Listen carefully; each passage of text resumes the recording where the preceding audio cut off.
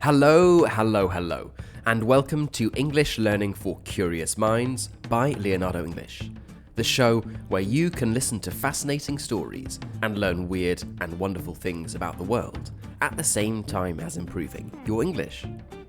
I'm Alistair Budge, and today we are going to be talking about Valentine's Day. This episode is set to be released on February the 12th. 2 days before a day that has become associated with romance and love across much of the world. So, in today's episode, we are going to talk about the history of this day, some of the not very romantic at all theories about where it originates, and how it has developed into this huge commercial holiday. It's a fascinating story, and whether you're listening to this just before Valentine's Day, or you want to surprise a loved one with some trivia, with some interesting facts, or you just want to listen to an interesting story, I hope you'll enjoy today's episode. Before we get right into that though, let me quickly remind you that you can get all of the bonus episodes, plus the subtitles, the transcript, and the key vocabulary for this episode and all of our other ones over on the website, which is leonardoenglish.com.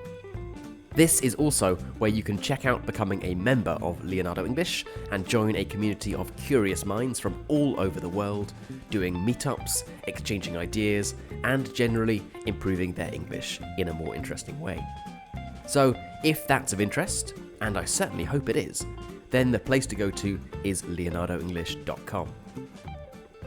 Okay then, Valentine's Day. I should start by saying that nobody really knows where Valentine's Day definitively comes from. If you read an article with a catchy title like The Real Origins of Valentine's Day, you'll probably learn about one of the theories about where Valentine's Day comes from. But historians do not agree on the matter, and there are several ideas, all intriguing and interesting in their own right. It's one of those things that we are probably never going to know the real origin of. And even going back to 1853, there was an article in the New York Times that described Valentine's Day as, and I'm quoting directly here, one of those mysterious historical or antiquarian problems which are doomed never to be solved. So, instead of attempting to claim, here's where Valentine's Day comes from, in this episode, we'll talk about some of the more prominent theories, and you can decide for yourself which one sounds most plausible. The most common explanation for where Valentine's Day comes from is from St Valentine, a man who was killed because of his dedication to love. But there are actually stories of two St Valentines, two different legends of a Valentine who was martyred for his romantic actions, who was killed for his romantic deeds. And both of these stories have slightly different versions. Our first Valentine is a Christian priest called Valentinius, who lived in the 3rd century AD, just north of Rome.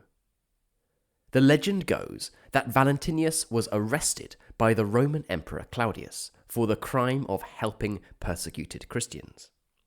He was imprisoned by an aristocrat called Asterius. While he was being held by Asterius, our priest Valentinius was allowed to preach. He was allowed to tell Asterius about Jesus Christ. Asterius was captivated by what he heard about this miraculous Christ and made a deal with Valentinius. If this Jesus Christ could cure Asterius' daughter of blindness, if he could make her see again, then Asterius would free Valentinius. Valentinius put his hands over the blind daughter's eyes. He said a prayer, and ta-da, the daughter could see. Asterius had seen the light. He had seen the power of God and immediately converted to Christianity. And of course, Valentinius was freed. When the emperor got wind of this, when he heard about this story, he was furious and ordered for them all to be put to death. Valentinius was thrown back into jail, but he had fallen in love with Asterius' daughter and reportedly wrote her a love letter the night before he was to be executed. It was signed Your Valentine, which has become a traditional way to sign a Valentine's card. There are numerous different versions of this story, with parts added and removed. One additional twist that appears in several versions is that Valentinius performed secret Christian marriage ceremonies for Roman soldiers who weren't allowed to marry. The whole story is, of course, a little problematic. Even if we skip over the part where Valentinius miraculously heals the blind daughter, the probability that Valentinius would have been able to get pen and paper in his jail cell would have been slim, it would have been quite small. And even if he could have, it's very unlikely that a young woman in the 3rd century AD would have been able to read, especially if she was blind just shortly beforehand. Nevertheless, this is one of the most prominent stories, and if we worried too much about the practical considerations of the origins of the feasts and celebrations that we know and love, life wouldn't be that much fun. So, that's our first St Valentine, St Valentinius of Rome. Our second theory of where Valentine's Day comes from is about another St Valentine, but this time it's St Valentine of Terni, a town about 75 kilometres to the north of Rome. The story about St Valentine of Terni actually dates from a similar time, in the 3rd century AD, when Christianity was still very much considered a cult, not a mainstream religion. Valentinius of Terni was a Christian bishop with a similar story to Valentinius of Rome. He tried to convert someone, he healed their child as proof of the power of Christianity, but was later executed by the Roman emperor as punishment for trying to convert this person to Christianity. Like the story of St Valentine of Rome, there are some additions, such as St Valentine offering a fighting couple a rose and telling them to love each other because they only had one heart. And there are variants of the story of St Valentine of Terni that are identical to St Valentine of Rome. For example, that he conducted clandestine, secret Christian marriage ceremonies for young Roman couples that weren't allowed to be married in a Christian tradition. The reality is that there probably weren't two St Valentines. There might have been one, and the story has been told and retold, embellished as the years went on, with parts from other legends added. Fair enough, you might think. But why is it on February the 14th? And how did it go from a Christian bishop being killed to a huge celebration of love and romance, and something that is quite far removed from any religion? Well, it did start out as a religious feast. The Feast of St Valentine was added to the Catholic religious calendar around the year 496 and celebrated this mythical St Valentine.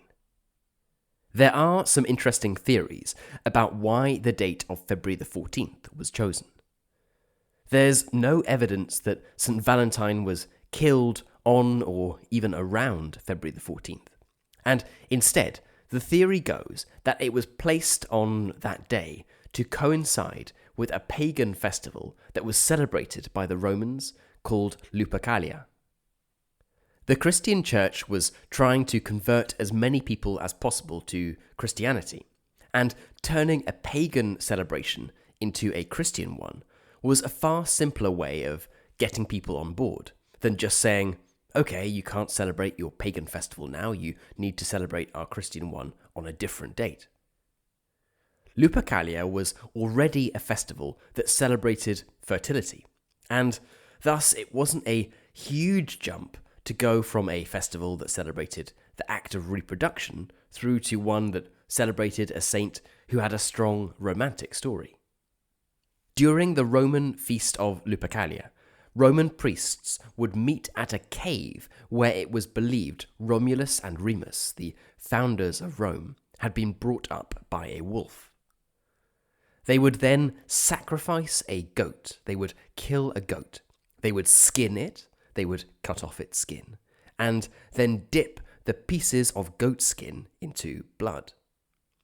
After this, they would walk through the streets of Rome with this bloody goat skin and slap women with it.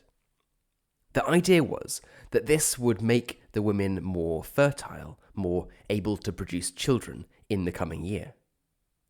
Further to this, the young women of the city would put their name into a big jar, and the young, unmarried men would pick the names out, and matches would be formed. Young men would be paired together with young women. So, it was in 496 AD that this pagan feast of Lupercalia was banned and replaced with the feast of St Valentine, a celebration of the life of St Valentine. But, crucially, it was not immediately a celebration of love and romance at all. This wasn't to come for several centuries, and many historians believe that the association with love and romance was first put forward by the English poet Geoffrey Chaucer in the 14th century. The medieval era saw the development of something called courtly love, this idea that love was a powerful force that swept people up and caused them to do great, brave things to win over the objects of their desire. Of course, this idea of courtly love is everywhere throughout medieval literature. At the time that Chaucer was writing, it was believed in England and France that mid-February was when birds choose their mate. They choose a partner, and when flowers start to bloom. So, mid-February and Valentine's Day, which is February the 14th, became associated with love, coupling up, and reproduction. Aristocrats started to write love letters to each other, and as the idea of February the 14th being a celebration of love and romance continued to grow, this became a more and more important part of European culture. When it came to Shakespeare in the early 17th century, we can see the Valentine's Day tradition clearly there, with Ophelia, one of the characters in Hamlet, saying that she was Hamlet's Valentine. Hamlet was first performed in 1609, and by this time the connection between Valentine's Day and love was clearly established. With these connections now a part of much of Western European culture, it was just a question of the mass commercialization of it that we are familiar with today. There's evidence of this trend starting as early as the 1840s, when the tradition of sending Valentine's Day cards started. The cost of printing had reduced greatly, given the invention of the printing press, and improvements in the postal service had also reduced costs. So, by the mid-19th century, it was comparatively easy and cheap to buy and send a Valentine's card for a loved one. And as shops started offering more and more expensive Valentine's Day gifts, and chocolate manufacturers also got in on the game, these costs soon spiraled out of control. In America, where Valentine's Day is probably more commercialized than anywhere else in the world, people will spend $20 billion on Valentine's Day, with the average Valentine's Day gift costing $110. Indeed, it's believed by many that the reason that Valentine's Day is now such a big deal is in no small part because the companies that profit from it have spent hundreds of millions of dollars marketing it, promoting their products to make people feel bad if they aren't spending large amounts of money on Valentine's Day. Hallmark, the American card manufacturer, has been accused of pushing Valentine's Day cards on young children, and essentially inventing the idea that kids at school should be sending Valentine's cards to each other, making it a competition about who received the most. For Hallmark, Valentine's Day is the second biggest day in the year after Christmas for sending cards, with 145 million Valentine's Day cards sent.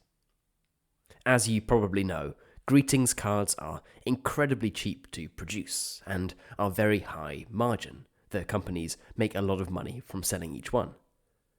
There are countless adverts leading up to Valentine's Day, encouraging us to spend, and placing the idea that you are a bad husband, boyfriend, wife, or girlfriend if you aren't treating your loved one to something special. And for people who aren't in a relationship, Valentine's Day can obviously be a difficult time of year. This has led to several anti-Valentine's Day holidays, some of which take place around February the 14th, and others are on completely different dates. In the US, there is something called Singles Awareness Day, which is a celebration of being single. That happens on February the 14th, on Valentine's Day, and the idea is that you make a toast of your single status and presumably celebrate not being pressured to spend hundreds of dollars on cards, chocolates, and roses. In China, there's something called Singles Day, which is celebrated on November the 11th. The idea here is to treat yourself, to spend money on yourself, because nobody is buying presents for you. This has actually morphed into the biggest spending day in the entire world, and is about 2.5 times bigger than Cyber Monday. So, although it might have started as an anti-Valentine's Day, it's really just a way to bag yourself a few bargains. And one that emerged out of a TV series called Parks and Recreation is something called Galentine's Day, which is celebrated on the day before Valentine's Day. The idea here is that it's a way for women to celebrate friendship without any pressure or romantic implications. And to explain the name, gal is slang for girl, so it's Valentines just for gals, galentines. So that's Valentine's Day, and some of the theories that surround it. It's one of those traditions that is now observed by hundreds of millions of people around the world, that has most likely been pushed upon us by companies that profit from it, but that does have some interesting stories about its potential origins. And for those of us that might not like the idea of being pressured to spend on cards and roses that will end up in the rubbish bin just a few days later, or those who don't like the idea of the day in general, I guess we can be thankful that we don't have to run through the streets of Rome with the bloody skin of a dead goat. Okay then, that is it for today's episode on Valentine's Day. I hope it's been an interesting one, that you've learnt something new, and that whatever you do on February the 14th, whether you're celebrating Valentine's Day or whether you are not, that you have a fantastic day. As always, I would love to know what you thought of this episode. Is Valentine's Day celebrated in your country? If so, how do you do it? You can head right into our community forum, which is at community.leonardoenglish.com, and get chatting away to other curious minds. And as a final reminder, if you are looking to improve your English in a more interesting way, to join a community of curious minds from all over the world, to unlock the transcripts, the subtitles, and key vocabulary, then the place to go to is leonardoenglish.com. You've been listening to English Learning for Curious Minds by Leonardo English. I'm Alistair Budge. You stay safe, and I'll catch you in the next episode.